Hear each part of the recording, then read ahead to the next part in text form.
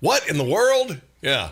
Joe Biden spoke to the AFL-CIO like a good Democrat beholden to union money and said he's sick and tired of Americans who are mad because his out-of-control spending of their money. Yeah, makes sense. Look, I believe in bipartisanship, but I have no illusions. As long as there's only one party, I believe in it. It's about this Republican Party, the MAGA Party.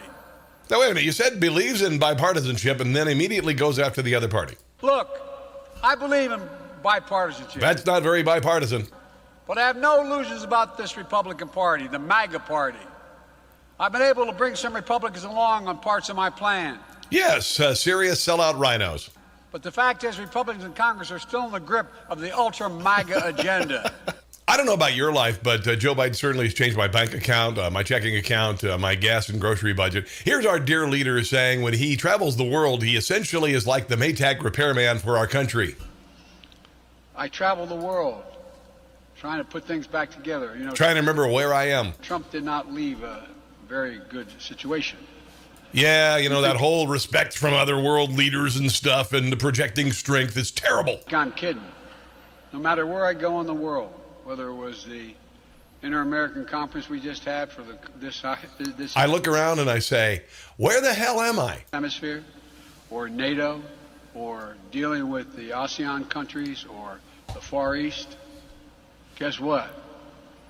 They look at me and I say America's back, and they look at me and they say, for how long? And most people say not very long because you're really kind of screwing things up. Despite the fact the price of gas exploded in the first year of his presidency, he continues to say it's Putin's price hike.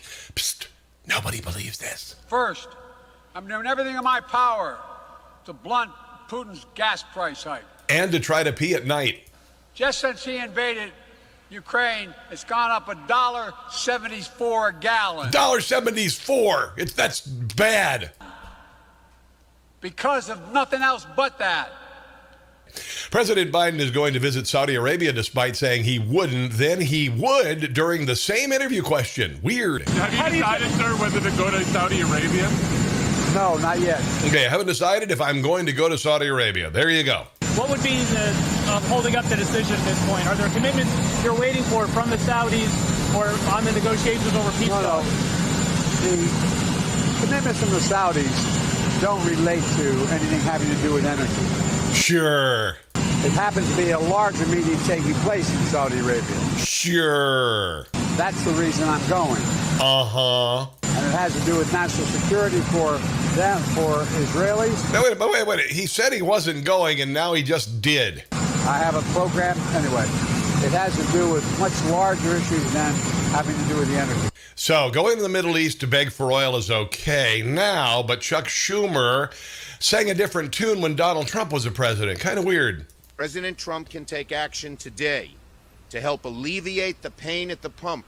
Now, this is at a gas station in Washington, D.C., known for its inflation of prices because Congress people use government credit cards. So chances are it was a little high back then. Americans, it's time for this president to stand up to OPEC. I've been by the gas station. I used to live down there. On behalf of the forgotten man and woman he promised to remember.